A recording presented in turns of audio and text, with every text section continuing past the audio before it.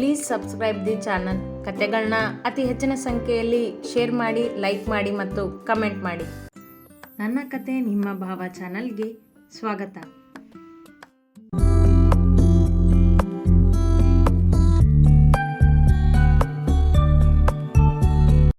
ಅತ್ತೆ, ಇದರಲ್ಲಿ ಚಕ್ಲಿ, ಉಪ್ಪಿನಕಾಯಿ ಎಲ್ಲ ಇದೆ, ನೀವು ಸ್ವಲ್ಪ ತಗೊಳ್ಳಿ ಎಂದ ಸಿದ್ದು ಚೀಲವನ್ನು ವನಿತಾಳ ಕೈಗೆ ಕೊಟ್ಟ. ಗಂಡ ಹೆಂಡತಿ ಇಬ್ಬರು ಸಂಜೆ ಆಗುವ ಮೊದಲೇ ಊರು ಸೇರಿದ್ದರು. ನಿನ್ನ ಅತ್ತೆ ಮಾವ ಎಲ್ಲನೂ ಕೊಟ್ಟು ಕಳಿಸಿದ್ದಾರೆ ಅನಿಸುತ್ತೆ ನಿನಗೆ. ಇದನ್ನೆಲ್ಲ ನೋಡ್ತಿದ್ರೆ ಇಬ್ಬರಿಗೂ ಉಪಚಾರ ಭರ್ಜರಿಯಾಗಿ ಆಗಿರಬೇಕು ಎಂದರು ಭಾಗ್ಯ ಜಾಹ್ನವಿ ತೋರಿಸುತ್ತಿದ್ದ ಸೀರೆ ಒಡವೆ ನೋಡಿ. ಹಾಂ ಅಮ್ಮ, ತುಂಬ ಚೆನ್ನಾಗಿ ನೋಡಿಕೊಂಡ್ರು. ಅವರು ಶೋಭಾ ಆಂಟಿ ಥರ ಅಲ್ಲ, ಅಜ್ಜಿನೇ ಸ್ವಲ್ಪ ಜೋರು ಮಾಡೋರು ಅಷ್ಟೇ ಎಂದಳು ಜಾಹ್ನವಿ. ಅವರು ಜೋರು ಮಾಡಿದ್ದು ಯಾವುದಕ್ಕೆ ಅಂತಾನೂ ಹೇಳು ಎಂದ ಸಿದ್ದು.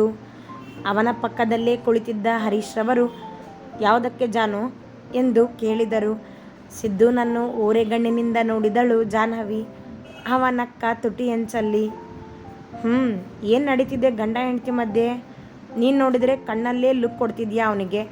ಅವನು ನಗ್ತಿದ್ದಾನೆ ರೇಗಿಸಿದರು ಭಾಗ್ಯ.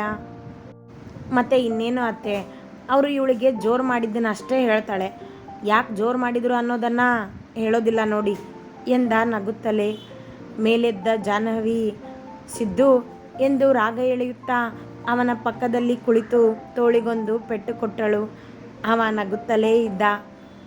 ಮಮ್ಮ, ನನಗೆ ಅಡುಗೆ ಮಾಡೋಕ್ಕೆ, ಸೀರೆ ಉಡೋದಕ್ಕೆ ಬರೋದಿಲ್ಲ ಅಂತ ಅಜ್ಜಿ ಸ್ವಲ್ಪ ಜೋರು ಮಾಡಿದ್ರು ಅಷ್ಟೇ, ಅದಕ್ಕೆ ಇವನು ನಗ್ತಿದ್ದಾನೆ ಎಂದಳು ಮುನಿಸಲ್ಲೇ ಮತ್ತೊಮ್ಮೆ ಅವನ ತೋಳಿಗೆ ಹೊಡೆಯುತ್ತಾ. ಅಷ್ಟೇನಾ ಎಂದರು ಭಾಗ್ಯ ನಿಟ್ಟುಸಿರು ಬಿಟ್ಟು. ಹಾಂ ಅತ್ತೆ, ಅಷ್ಟೇ ಎಂದ ಸಿದ್ದು. ಇಬ್ಬರು ಎಂಜಾಯ್ ಮಾಡಿದ್ರಿ ತಾನೇ ಕೇಳಿದರು ಹರೀಶ್. ಹಾಂ ಡ್ಯಾಡಿ, ನನಗೆ ಹೋಗಿದ್ದ ದಿನಾನೇ ಸ್ವಲ್ಪ ಬೇಜಾರಾಯಿತು, ಆದರೆ ಆ ಊರಲ್ಲಿರೋ ಬೆಟ್ಟ ನೋಡಿದ ಮೇಲೆ ಎಲ್ಲ ಬೇಜಾರು ಹೋಯಿತು. ತುಂಬ ಚೆನ್ನಾಗಿತ್ತು ನೋಡೋಕ್ಕೆ. ನಿನ್ನೆ ಫಾಲ್ಸ್ಗೆ ಹೋಗಿದ್ವಿ, ಅಲ್ಲಿ ನೀರಲ್ಲಿ ಆಟ ಆಡಿದ್ಮೇಲೆ ಮತ್ತೆ ಬೆಟ್ಟಕ್ಕೆ ಹೋಗಿ ಆಮೇಲೆ ಮನೆಗೆ ಹೋಗಿದ್ವಿ. ಚಿಕ್ಕದಾಗಿ ವರದಿ ಒಪ್ಪಿಸಿದಳು. ನಿನ್ನೇನೂ ಬೆಟ್ಟಕ್ಕೆ ಹೋಗಿದ್ರಾ, ಯಾಕೆ ಕೇಳಿದರು ಭಾಗ್ಯ. ಅವರಿಗಿನ್ನೂ ತಿಳಿದಿಲ್ಲ ಜಾಹ್ನವಿ ತನ್ನ ಪ್ರೀತಿಯನ್ನು ಅವನಿಗೆ ಹೇಳಿದ್ದು. ಆದರೆ ಅವರ ಪ್ರಶ್ನೆಗೆ ಸಿದ್ದುನ ಮುಖಭಾವವೇ ಬದಲಾಯಿತು. ಜಾಹ್ನವಿ ಉತ್ತರಿಸದೆ ಅವನನ್ನೇ ನೋಡಿದಳು. ಅವಳ ನೋಟ ಅರಿತವರಂತೆ ಮೇಲೆದ್ದ ಸಿದ್ದು, ನಾನು ಫ್ರೆಶ್ ಆಗಿ ಬರ್ತೀನಿ ಎನ್ನುತ್ತಾ ಕೋಣೆಗೆ ನಡೆದು ಬಿಟ್ಟ. ಅರ್ಥವೇ ಆಗಲಿಲ್ಲ ಭಾಗ್ಯರವರಿಗೆ. ಜಾನು, ಏನಾಯಿತು? ಸಿದ್ದು ಯಾಕೆ ಹಾಗೆ ಎದ್ದೋದ ಕೇಳಿದರು ಭಾಗ್ಯ ಅರ್ಥವಾಗದೆ. ಎಲ್ಲಿ ಮನಸ್ತಾಪವೋ ಎಂಬ ಸಣ್ಣ ಭಯ ಕೂಡ. ಅವ ಕೋಣೆಯ ಒಳ ಹೋಗಿದ್ದನ್ನು ನೋಡಿದ ಜಾಹ್ನವಿ, ಮಮ್ಮ, ನಿನ್ನೆ ಮತ್ತೆ ಬೆಟ್ಟಕ್ಕೆ ಕರ್ಕೊಂಡು ಹೋಗಿದ್ದು ನಾನೇ. ಅಲ್ಲಿ ಸಿದ್ದುಗೆ ಪ್ರಪೋಸ್ ಮಾಡಿದೆ ಖುಷಿಯಿಂದ ಹೇಳಿದಳು. ಕುಳಿತಿದ್ದ ಇಬ್ಬರು ಕಣ್ಣರಳಿಸಿದರು. ವಾಟ್, ನೀನು ಸಿದ್ದುಗೆ ಪ್ರಪೋಸ್ ಮಾಡಿದೀಯಾ ಅಚ್ಚರಿಯಲ್ಲಿ ಕೇಳಿದರು ಹರೀಶ್. ಗುಡ್ ಜಾನು ಎಂದರು ಭಾಗ್ಯ. ಏನಿದು ಭಾಗ್ಯ, ನೀನು ಗುಡ್ ಅಂತಿದೀಯಾ? ಅಂದರೆ ನಿನಗೆ ಮೊದಲೇ ಗೊತ್ತಿತ್ತಾ ಮಡದಿಯನ್ನು ಕೇಳಿದರು ಹರೀಶ್. ಅವಳು ಲವ್ ಮಾಡ್ತಿದ್ದಾಳೆ ಅಂತ ಗೊತ್ತಿತ್ತು, ಪ್ರಪೋಸ್ ಮಾಡು ಅಂತ ನಾನೇ ಹೇಳಿದ್ದೆ. ಹುಬ್ಬೇರಿಸುತ್ತಾ ಎಂದರು ಭಾಗ್ಯ ಏನೋ ದೊಡ್ಡ ಸಾಧನೆ ಮಾಡಿದಂತೆ. ಅಮ್ಮ ಮಗಳು ಇಬ್ಬರು ಟೀಮ್ ಆಗಿರೋ ಹಾಗಿದೆ. ಅವರ ಬಳಿ ಎದ್ದು ಬಂದು ಪಕ್ಕದಲ್ಲಿ ಕುಳಿತ ಜಾಹ್ನವಿ, ಹಾಗೇನಿಲ್ಲ ಡ್ಯಾಡಿ, ಐ ಲವ್ ಸಿದ್ದು ಅಷ್ಟೇ ಎಂದಳು ಅವರ ತೋಳಿಗೊರಗಿ. ಅವಳನ್ನು ಬಳಸಿದ ಹರೀಶ್ ರವರು, I am happy Janu, but Siddu ನಿನ್ನನ್ನು ಲವ್ ಮಾಡ್ತಿದ್ದಾನಾ? ಅಕ್ಸೆಪ್ಟ್ ಮಾಡ್ಕೊಂಡಿದ್ದಾನಾ ನಿನ್ನ ಪ್ರಪೋಸಲ್ನ ಕುತೂಹಲದಿಂದ ಕೇಳಿದರು.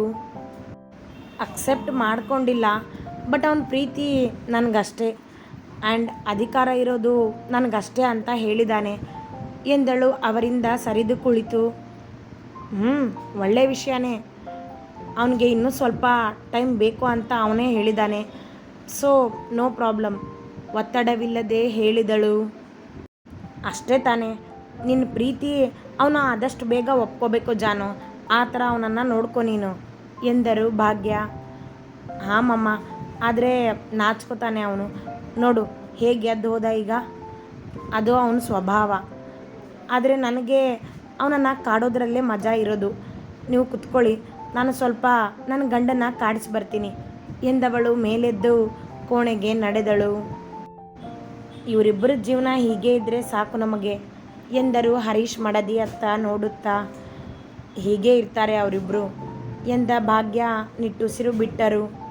ಇತ್ತ ಗಂಡನನ್ನು ಕಾಡಲೆಂದು ಕೋಣೆಗೆ ಬಂದ ಜಾಹ್ನವಿ ಅವ ಬಾತ್ರೂಮಿಗೆ ಹೋಗಿರುವುದನ್ನು ತಿಳಿದು ಮಂಚದ ತುದಿಗೆ ಕುಳಿತಳು. ಮುಖ ತೊಳೆದು ಹೊರಗೆ ಬಂದ ಸಿದ್ದು ಜಾಹ್ನವಿಯನ್ನು ನೋಡಿದವ. ಜಾಹ್ನವಿ, ಟೀ ಕುಡಿದು ಮನೆಗೆ ಹೋಗೋಣವ ನಾವು ಎಂದು ಕೇಳಿದ. ಯಾಕೆ, ಇವತ್ತು ಇಲ್ಲೇ ಇದ್ದರೆ ಏನಾಗುತ್ತೆ ಕೇಳಿದಳು ತವರು ಮನೆಯಲ್ಲಿ ಇರುವ ಆಸೆಯಾಗಿ. ಮನೆಗೆ ಹೋಗಿದ್ರೆ ಕಸ ಹೊಡೆದು ದೀಪ ಹಚ್ಚಿ ಅಡುಗೆ ಮಾಡ್ತಿದ್ದೆ, ನಾಳೆ ಬೆಳಗ್ಗೆ ಆಫೀಸ್ಗೆ ಹೋಗಬೇಕಲ್ಲ ಜ್ಞಾಪಿಸುವಂತೆ ಹೇಳಿದ. ಮೇಲೆದ್ದು ಅವನ ಮುಂದೆ ನಿಂತವಳು. ಅಯ್ಯೋ, ಇಲ್ಲಿಂದಾನೇ ಹೋದ್ರಾಯ್ತು ಬಿಡಿಸಿದ್ದು, ಹೇಗಿದ್ದರೂ ಇಬ್ಬರು ಬಟ್ಟೆನೂ ಇದೆ ಇಲ್ಲೇ, ನಾವಿಬ್ಬರು ಆಫೀಸ್ಗೆ ಹೋದರೆ ವನಿತಾ ಮನೆಗೆ ಹೋಗಿ ಕ್ಲೀನ್ ಮಾಡಿ ಬರ್ತಾಳೆ, ನಾವು ಸಂಜೆಗೆ ಹೋಗೋಣ ಎಂದಳು ತಾನೇ ಎಲ್ಲವನ್ನೂ ನಿರ್ಧರಿಸಿ. ಅವಳ ಮಾತು ಕೇಳಿ ಸೊಂಟದ ಮೇಲೆ ಕೈ ಇಟ್ಟು ನಿಂತವ. ಎಲ್ಲನೂ ನೀನೇ ಯೋಚನೆ ಮಾಡಿದೀಯಾ, ಅದಕ್ಕೆ ಸೋಮಾರಿ ಅನ್ನೋದು ನಿನಗೆ ಎಂದ.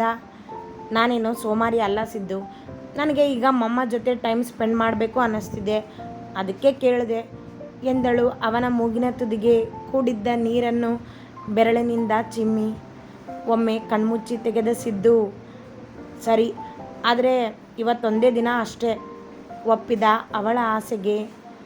ಹಾಂ, ನಾನೇನು ಪ್ರತಿದಿನ ಅಂತ ಹೇಳಿದ್ನಾ ಕೇಳಿದಳು ಜೋರು ಮಾಡುವಂತೆ. ಅರೆ, ಇಷ್ಟೊಂದು ಜೋರು ಮಾಡೋದ್ಯಾಕೆ ನೀನು ಕೇಳಿದ ಅಲ್ಲೇ ಇದ್ದ ಟವಲ್ನಿಂದ ಮುಖ ಒರೆಸುತ್ತಾ. ಹಾಗೆ ಸುಮ್ಮನೆ.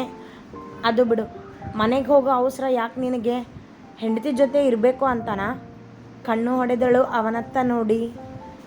ಜಾಹ್ನವಿ ರಾಗ ಎಳೆದನವ ಅವಳ ತುಂಟತನದ ಮಾತಿಗೆ. ನಕ್ಕ ಹುಡುಗಿ ಬಾತ್ರೂಮಿಗೆ ನಡೆದಳು. ಇವಳು ಹುಚ್ಚಾಟ ಬಿಡೋದಿಲ್ಲ ಇವಳು ಎಂದುಕೊಂಡವ ಕೆಳಗೆ ನಡೆದ. ಆ ದಿನ ಅವಳ ಮಾತಿನಂತೆ ಅಲ್ಲಿಯೇ ಉಳಿದ ಸಿದ್ಧಾರ್ಥ್. ಸಂಜೆ ಸೂರ್ಯ ಮುಳುಗುವ ಹೊತ್ತಿಗೆ ವನಿತಾ ಊರಿನಿಂದ ತಂದಿದ್ದ ಕುರುಕಲು ತಿಂಡಿಯನ್ನೇ ತಿನ್ನಲು ಕೊಟ್ಟು ಟೀ ಮಾಡಿದ್ದಳು. ಎಲ್ಲರೂ ಟೀ ಕುಡಿದು ಕುಳಿತಿದ್ದರಷ್ಟೇ ಆಗ ತಾನೆ. ಆಗ ಬಂದರು ದೇವೇಂದ್ರ ದುಮ್ಮುಗುಡುತ್ತಲೇ. ಬಾ ದೇವು, ಕುತ್ಕೋ ಕರೆದ ಹರೀಶ್ರವರ ಧ್ವನಿಯಲ್ಲಿ ಅಸಮಾಧಾನ ಇತ್ತು. ಈಗೀಗ ಅವರನ್ನು ಕಂಡರೆ ಇವರಿಗಾಗದು. ದೇವೇಂದ್ರ ಆಫೀಸ್ಗೆ ಬರುವುದನ್ನು ಕಡಿಮೆ ಮಾಡಿದ್ದರು. ಎಲ್ಲರೂ ಇಲ್ಲೇ ಇದ್ದೀರಾ, ಒಳ್ಳೆಯದೇ ಆಯಿತು ಎನ್ನುತ್ತಾ ಕುಳಿತರು ದೇವೇಂದ್ರ. ಜಾಹ್ನವಿ ಮತ್ತು ಸಿದ್ದುನ ಮನದಲ್ಲಿ ಏಕೆ ಬಂದರೆಂಬ ಪ್ರಶ್ನೆಯೇ ಇತ್ತು. ಜೊತೆಗೆ ಅಂದು ಕುಮುದಾಳ ಸಾವಿನ ದಿನ ಅವರು ಯಾರ ಜೊತೆ ಮಾತನಾಡುತ್ತಿದ್ದರೆಂಬ ಉತ್ತರ ಸಿಗದ ಪ್ರಶ್ನೆ ಕೂಡ ನೆನಪಾಯಿತು. ಅದನ್ನು ಇಷ್ಟು ದಿನಗಳವರೆಗೂ ಕೆದಕದೇ ಇದ್ದರೂ ಮರೆಯಲಾಗದ್ದು ಅವರಿಬ್ಬರಿಗೂ ಅದು. ವನಿತಾ, ಟೀ ತಗೊಂಡು ಬಾ ಹೇಳಿದರು ಭಾಗ್ಯ. ಟೀ ಏನು ಬೇಡ ನನಗೆ ಹೊರಟಾಗಿಯೇ ಎಂದರು ದೇವೇಂದ್ರ. ಅವರ ಬಿಗಿದುಕೊಂಡ ಮುಖ ಎಲ್ಲರ ಅನುಮಾನ ಹೆಚ್ಚಿಸಿದರೆ ಹರೀಶ್ ಮಾತ್ರ ಗಂಭೀರವಾಗಿಯೇ ಕುಳಿತಿದ್ದರು. ನಾನು ಒಂದು ಮುಖ್ಯವಾದ ವಿಷಯ ಮಾತಾಡೋಕ್ಕೆ ಬಂದಿದ್ದೇನೆ ಹರಿ, ಮಾತು ಪ್ರಾರಂಭಿಸಿದರು ದೇವೇಂದ್ರ. ಹಾಂ ಹೇಳು, ಕಂಪ್ನಿಯಲ್ಲಿ ನನ್ನ ಶೇರ್ ಎಷ್ಟಿದೆಯೋ ಅಷ್ಟನ್ನು ನನಗೆ ಕೊಟ್ಟುಬಿಡು, ಹಣನೇ ಬೇಕು ನನಗೆ, ಇನ್ನೂ ನಾನು ನಿನ್ನ ಪಾರ್ಟ್ನರ್ ಆಗಿ ಇರೋದಿಲ್ಲ ಎಂದರು ಒಂದೇ ಮಾತಿಗೆ. ಹರೀಶ್ ಒಬ್ಬರನ್ನು ಬಿಟ್ಟು ಉಳಿದವರಿಗೆಲ್ಲ ಶಾಕ್ ಆಗಿತ್ತು. ಅಂಕಲ್, ಏನು ಹೇಳ್ತಿದ್ದೀರಾ ನೀವು, ನಿಮ್ಮ ಶೇರ್ ಕೊಡಬೇಕಾ, ಯಾಕೆ ತಕ್ಷಣ ಕೇಳಿದಳು ಜಾಹ್ನವಿ. ಚಂದವಾಗಿ ಲಾಭದಲ್ಲಿ ಹೋಗುತ್ತಿರುವ ಕಂಪನಿಯನ್ನು 2 ಭಾಗ ಮಾಡಿದರೆ ಎಷ್ಟೊಂದು ತೊಂದರೆ ಆಗುವುದೆಂಬ ಅಂದಾಜಿತ್ತವಳಿಗೆ. ಕೋಟಿಗಟ್ಟಲೆ ಹಣ ಕೊಡಬೇಕಾದ ಪರಿಸ್ಥಿತಿ ಅದು. ಜಾನು, ನೀನು ಸುಮ್ಮನಿರು ಎಂದ ಹರೀಶ್ರವರು. ಯೋಚನೆ ಮಾಡಿ ನಿರ್ಧಾರ ತಗೊಂಡಿದೆಯಾ ದೇವು ಕೇಳಿದರು ಸ್ನೇಹಿತನನ್ನೊಮ್ಮೆ. ಹಾಂ ಎಂದರು ದೇವೇಂದ್ರ ಅಹಂಕಾರದಲ್ಲಿ. ಅದೇ ಸಮಯಕ್ಕೆ ಸುಹಾಸ್ ಮನೆಯ ಒಳ ಬಂದ ಅವಸರದಲ್ಲಿ. ಅಪ್ಪ, ಇಲ್ಯಾಕೆ ಬಂದಿದ್ದೀರಾ, ಬನ್ನಿ ಮನೆಗೆ ಹೋಗೋಣ ಎಂದು ಕರೆದ ಸುಹಾಸ್. ನಾನಿಲ್ಲಿ ನನ್ನ ಕಂಪ್ನಿ ಶೇರ್ ಕೇಳೋದಕ್ಕೆ ಬಂದಿದ್ದೀನಿ ಸುಹಾಸ್, ನೀನು ಸುಮ್ಮನಿದ್ದು ಬಿಡು, ಇದರಲ್ಲಿ ತಲೆ ಹಾಕಬೇಡ. ಅಷ್ಟಕ್ಕೂ ನೀನು ಫಾರಿನ್ಗೆ ಹೋಗ್ತಿದ್ಯಾ ಅಲ್ವಾ, ಹೋಗು, ಎಂದರು ಮಗನಿಗೆ ಚೀರಾಡುತ್ತಾ. ಏನಾಯಿತು ಸುಹಾಸ್, ಹೀಗೆ ಫಾರಿನ್ಗೆ ಹೋಗೋ ನಿರ್ಧಾರ ಯಾಕೆ? ಅಂಕಲ್ ಕೂಡ ನಿನ್ನ ಜೊತೆ ಫಾರಿನ್ಗೆ ಬರ್ತಾರೆ ಅಂತ ಹೇಳಿದ್ದೆ ಅಲ್ವಾ ನೀನು? ಕೇಳಿದಳು ಜಾಹ್ನವಿ ದಿನಗಳ ಹಿಂದೆ ಅವ ಹೇಳಿದ್ದ ಮಾತನ್ನೇ ಜ್ಞಾಪಿಸಿಕೊಂಡು. ಅವಳಿಗೆ ಅದ್ಯಾವುದರ ಸುಳಿವಿಲ್ಲ. ಹರೀಶ್ ಬಿಟ್ಟು ಕೊಟ್ಟಿರಲೂ ಇಲ್ಲ. ಯಾರು? ನಾನು ಹೋಗ್ತೀನಿ ಅಂತ ಇವನು ಹೇಳಿದ್ನಾ? ಇಲ್ಲ, ನಾನು ಎಲ್ಲಿಗೂ ಹೋಗೋದಿಲ್ಲ ಈ ಊರನ್ನು ಬಿಟ್ಟು ಎಂದರು ದೇವೇಂದ್ರ. ಬರದೇ ಇದ್ದರೆ ಇಲ್ಲೇ ಇರಿ ಅಪ್ಪ, ನಾನು ಹೋಗ್ತೀನಿ ಎಂದ ಸುಹಾಸ್. ಏನಾಗ್ತಿದೆ ಅಂತನಾದರೂ ಬಿಡಿಸಿ ಹೇಳ್ತೀರಾ? ಕೇಳಿದರು ಭಾಗ್ಯ. ಹರೀಶ್ ರವರಿಗೆ ವಿಷಯ ಗೊತ್ತಿದ್ದರಿಂದ ಸುಮ್ಮನೆ ಕುಳಿತಿದ್ದರು. ಇನ್ನೇನಾಗಬೇಕು, ಎಲ್ಲ ನಿಮ್ಮ ಮಗಳಿಂದಾನೇ ಆಗ್ತಿರೋದು. ಈ ಬಿಕಾರಿನ ನಿಮ್ಮನೆ ಅಳಿಯ ಮಾಡ್ಕೊಂಡಿದ್ದೀರಲ್ಲ, ಅದರಿಂದಾನೇ ಎಲ್ಲ ಆಗ್ತಿರೋದು ಎಂದರು ದೇವೇಂದ್ರ ಕೋಪದಲ್ಲಿ. ಅವರಾಡಿದ ಮಾತಿಗೆ ಅಂಕಲ್ ಎಂದು ಜಾಹ್ನವಿ ಕೂಗಿದರೆ, ನನ್ನ ಅಳಿಯನ ಬಗ್ಗೆ ಮಾತಾಡೋ ಅಧಿಕಾರ ನಿನಗಿಲ್ಲ ದೇವು ಎಂದರು ಹರೀಶ್ ಗಟ್ಟಿಯಾಗಿ. ಸಿದ್ದು ಕುಳಿತಿದ್ದ ಸುಮ್ಮನೆ. ಹಾಂ, ನಿನ್ನ ಅಳಿಯನೇ ಮುಖ್ಯ ಈಗ ನಿನಗೆ, ವರ್ಷಗಳಿಂದ ಜೊತೆಗಿರೋ ಈ ನಿನ್ನ ಸ್ನೇಹಿತ ಅಲ್ಲ. ಜೋರು ಮಾಡಿದರು ದೇವೇಂದ್ರ. ಹೌದು ದೇವು, ನನಗೆ ನನ್ನ ಅಳಿಯನೇ ಮುಖ್ಯ, ದ್ರೋಹ ಮಾಡೋ ಸ್ನೇಹಿತ ಅಲ್ಲ ಎಂದಾಗ ದೇವೇಂದ್ರರವರ ಮುಖದ ಕೋಪವೇ ಇಳಿದು ಹೋಯಿತು. ತಲೆ ತಗ್ಗಿಸಿದರು ಒಮ್ಮೆಲೆ. ಕುಳಿತಿದ್ದ ಯಾರಿಗೂ ಅವರ ಮಾತು ಅರ್ಥವಾಗಲಿಲ್ಲ. ಇನ್ನೂ ಮಾತನಾಡದೆ ಮೇಲೆದ್ದ ದೇವೇಂದ್ರರವರು, ನನಗೆ ನನ್ನ ಶೇರ್ ಕೊಟ್ಬಿಡು ಹರಿ, ಇನ್ನು ಮುಂದೆ ನಿನ್ನ ವ್ಯವಹಾರ ಏನೂ ಬೇಡ ಎಂದರು. ಆಗಲಿ ದೇವು, ಎಲ್ಲ ನೀನು ಹೇಳ್ದಾಗೆ ಆಗುತ್ತೆ ಎಂದರು ಹರೀಶ್. ದೇವೇಂದ್ರ ನಿಲ್ಲದೆ ಹೊರ ನಡೆದರು. ಅಂಕಲ್, ಅಪ್ಪ ಯಾರ ಮಾತನ್ನು ಕೇಳ್ತಿಲ್ಲ. ಅವರು ಮಾಡಿರೋ ತಪ್ಪು ಇನ್ನೂ ಅವರಿಗೆ ಮನವರಿಕೆ ಆಗಿಲ್ಲ. ಜಾಹ್ನವಿನ ಮದುವೆ ಆಗೋ ವಿಷಯದಲ್ಲೂ ನಾನು ತುಂಬ ಹೇಳಿದ್ದೆ. ಅವಳಿಗೆ ಇಷ್ಟ ಇಲ್ಲ ಅಂದಮೇಲೆ ಒತ್ತಾಯ ಮಾಡೋದು ಬೇಡ ಅಂತ. ಆದರೂ ಕೇಳದೆ ಅಷ್ಟೆಲ್ಲ ಮಾಡಿದ್ದಾರೆ. ನನ್ನ ಜೊತೆ ಫಾರಿನ್ ಕರ್ಕೊಂಡು ಹೋಗೋಣ ಅಂತ ನಾನೇ ನಿರ್ಧಾರ ಮಾಡಿದ್ದೆ. ಆದರೆ ನೋಡಿ, ಬರೋದಿಲ್ಲ ಅಂತಿದ್ದಾರೆ. ಇವರು ತಿದ್ಕೊಳ್ಳೋದಿಲ್ಲ ಅನಿಸುತ್ತೆ ಅಂಕಲ್, ಅದಕ್ಕೆ ನಾನೊಬ್ಬನೇ ಹೋಗ್ತಿದ್ದೀನಿ. ಇವ್ರ ಥರ ಬದುಕೋದಕ್ಕೆ ನನ್ನಿಂದ ಆಗೋದಿಲ್ಲ ಎಂದವ ಜಾಹ್ನವಿ ಮತ್ತು ಸಿದ್ಧಾರ್ಥನನ್ನು ನೋಡುತ್ತಾ. ಸಿದ್ಧಾರ್ಥ್, ಜಾಹ್ನವಿ, ಅಪ್ಪನ ಮಾತುಗಳಿಗೆ ತಲೆ ಕೆಡಿಸ್ಕೊಬೇಡಿ ನೀವು, ಬರ್ತೀನಿ, ಬಾಯ್ ಎಂದು ನಡೆದ ಅಲ್ಲಿಂದ. ರೀ, ಏನಿದೆಲ್ಲ? ಏನು ತಪ್ಪು ಮಾಡಿದ್ದಾರೆ ಅವರು? ಕೇಳಿದರು ಭಾಗ್ಯ ಹರೀಶ್ ರವರನ್ನು. ನಮಗೆ ಮೋಸ ಮಾಡೋದಕ್ಕೆ ನೋಡಿದ್ದ ಭಾಗ್ಯ ಅವನು. ಸ್ನೇಹ ಅನ್ನೋ ಹೆಸರಿಗೆ ಕಳಂಕ ಅವನು ಎಂದರು ಹರೀಶ್ ಕೋಪದಲ್ಲಿ. ಮೋಸನಾ? ಏನು ಡ್ಯಾಡಿ? ಕೇಳಿದಳು ಜಾಹ್ನವಿ. ಸಿದ್ದುನ ಪ್ರಶ್ನೆಯೂ ಅದೇ ಆಗಿತ್ತು. ಅವನಿಗೆ ನಿನ್ನನ್ನು ಸೊಸೆ ಮಾಡ್ಕೊಳ್ಳೋಕ್ಕೆ ಯಾಕೆ ಇಷ್ಟ ಇತ್ತು ಗೊತ್ತಾ? ಯಾಕೆ ಅಷ್ಟೊಂದು ಅವನು ಹಠ ಮಾಡಿದಾನೆ ಗೊತ್ತಾ ಎಂದಾಗ ಎಲ್ಲರೂ ಅವನನ್ನೇ ದಿಟ್ಟಿಸಿದರು. ಯಾಕೆ? ಕೇಳಿದರು ಭಾಗ್ಯ. ನನಗೆ ಇರೋದು ನೀನೊಬ್ಬಳೇ ಮಗಳು. ಕಂಪ್ನಿನೂ ಇಬ್ಬರು ಪಾರ್ಟ್ನರ್ಶಿಪ್ನಲ್ಲಿದೆ. ನೀನು ಸುಹಾಸ್ನ ಮದುವೆ ಆದರೆ ಕಂಪ್ನಿ, ನನ್ನ ಆಸ್ತಿ ಎಲ್ಲ ಅವನಿಗೆ ಸೇರುತ್ತೆ ಅಲ್ವಾ?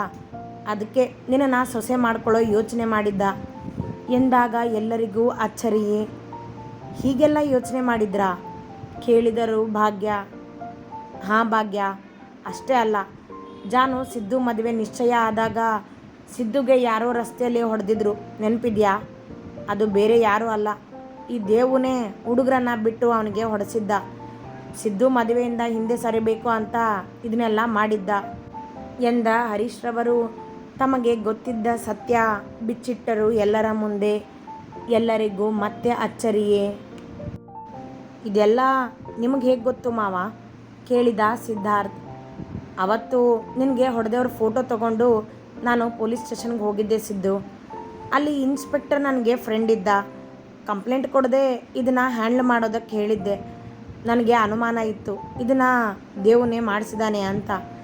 ಯಾಕಂದರೆ ಅವನು ಜಾಹ್ನವಿ ಆತ್ಮಹತ್ಯೆ ಮಾಡ್ಕೊಳ್ಳೋ ಪ್ರಯತ್ನ ಮಾಡಿದಾಗ ನಿನಗೆ ಹೊಡೆಸಿ ಹೆದರಿಸೋ ಯೋಚನೆ ಮಾಡಿದ್ದ ಆಗಲೇ.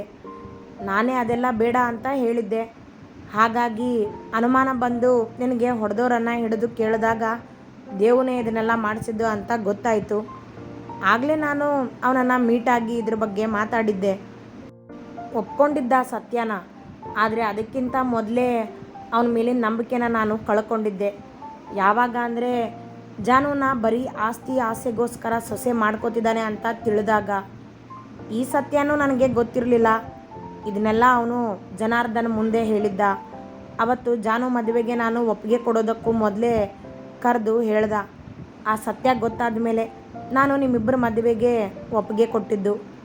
ಆಸ್ತಿ ಅಂತಸ್ತಿಗೆ ಬೆಲೆ ಕೊಡೋ ಆ ಮನೆಯಲ್ಲಿ ನನ್ನ ಮಗಳು ಖುಷಿಯಾಗಿರ್ತಾಳೆ ಅನ್ನೋ ನಂಬಿಕೆ ನನಗೆ ಬರಲಿಲ್ಲ. ಹಣದ ಶ್ರೀಮಂತಿಕೆಗಿಂತ ಗುಣದಲ್ಲಿ ಶ್ರೀಮಂತ ಆಗಿರೋ ನಿನ್ನ ಜೊತೆ ಇದ್ದರೆ ನನ್ನ ಮಗಳು ಖುಷಿಯಾಗಿರ್ತಾಳೆ ಅನ್ನಿಸ್ತು. ಅದಕ್ಕೆ ನಿಮ್ಮಿಬ್ಬರು ಮದುವೆ ಮಾಡಿದ್ದು. ನಿಮ್ಮಿಬ್ಬರ ಮದುವೆಗೆ ತೊಂದರೆ ಆಗಬಾರ್ದು ಅಂತ ದೇವುಗೆ ವಾರ್ನಿಂಗ್ ಮಾಡಿದ್ದೆ. ಅದಕ್ಕೆ ಅವನಿಗೂ ನನಗೂ ಇಷ್ಟು ದಿನ ಅಸಮಾಧಾನ ಇತ್ತು. ಅದು ಸುಹಾಸ್ಗೂ ಗೊತ್ತಿತ್ತು. ಅದಕ್ಕೆ ಅವನು ಫಾರಿನ್ಗೆ ಹೋಗೋ ನಿರ್ಧಾರ ಮಾಡಿದ್ದ. ಆದರೆ ನೋಡು, ದೇವುಗೆ ಇನ್ನೂ ಬುದ್ಧಿ ಬಂದಿಲ್ಲ. ಕಂಪ್ನಿ ಶೇರ್ ಬೇಕು ಅಂತಿದ್ದಾನೆ. ಅವನ ಶೇರ್ನ ಅವನಿಗೆ ಕೊಟ್ಟುಬಿಡೋಣ. ಅವನ ಸಹವಾಸನೆ ಬೇಡ ನಮಗಿನ್ನು ಎಂದವರು ದೇವೇಂದ್ರರವರ ಸ್ನೇಹ ಬೇಡವೆಂದು ನಿರ್ಧರಿಸಿ ಬಿಟ್ಟಿದ್ದರು. ದೇವೇಂದ್ರ ಮನೆಯಲ್ಲಿ ಸುಹಾಸ್ ಜೊತೆ ಜಗಳ ಮಾಡಿಕೊಂಡೇ ಬಂದಿದ್ದರು. ತಾವು ಅವನ ಜೊತೆ ಫಾರಿನ್ಗೆ ಬರುವುದಿಲ್ಲ ಎಂದು ಹಠ ಹಿಡಿದಿದ್ದರು. ತಂದೆ ಮಗನ ಜಗಳಕ್ಕೆ ಹರೀಶ್ ಅವರೇ ಕಾರಣವೆಂದು ನೇರವಾಗಿ ಇಲ್ಲಿಗೆ ಬಂದಿದ್ದರು ತಮ್ಮ ಕೋಪ ಹೊರಹಾಕಲು. ಜಾಹ್ನವಿ ತಮ್ಮ ಸೊಸೆ ಆಗದಿದ್ದರೆ ಕಂಪನಿ ಬೇರೆ ಮಾಡುವುದಾಗಿ ಹೆದರಿಸಿದ್ದರಲ್ಲವೇ, ಅದನ್ನೇ ನಿಜ ಮಾಡಬೇಕೆಂದು ಈಗ ತಮ್ಮ ಶೇರ್ ಕೇಳಿ ಹೋಗಿದ್ದರು. ಇದನ್ನೆಲ್ಲ ನಿಭಾಯಿಸಲು ಸಿದ್ಧರಾಗಿದ್ದ ಹರೀಶ್ ರವರು ತಮಗೆ ಗೊತ್ತಿದ್ದ ದೇವೇಂದ್ರರವರ ಸತ್ಯ ಹೇಳುವ ಸಮಯ ಬಂದಿತ್ತು ಈಗ. ಅದರಂತೆಯೇ ಎಲ್ಲವನ್ನೂ ಹೇಳಿದ್ದರು. ಅದನ್ನೆಲ್ಲ ಕೇಳಿ ಈಗ ಸಿದ್ದುನ ಮನದಲ್ಲೊಂದು ಅನುಮಾನ ಮೂಡಿತ್ತು. ಅದು ಅಂದು ಕುಮುದಾಳ ಸಾವಿನ ದಿನ ದೇವೇಂದ್ರ ಹೋಟೆಲ್ನಲ್ಲಿ ಇದನ್ನೇ ಮಾತನಾಡಿದ್ದರೇನೋ ಎಂದು. ಅತಿ ಹೆಚ್ಚಿನ ಕಥೆಗಳಿಗಾಗಿ ಹಿಂಬಾಲಿಸಿ ಪ್ರತಿಲಿಪಿ ಆ್ಯಪ್ನಲ್ಲಿ ಪ್ರತಿಮಾ SH ಅವರನ್ನು.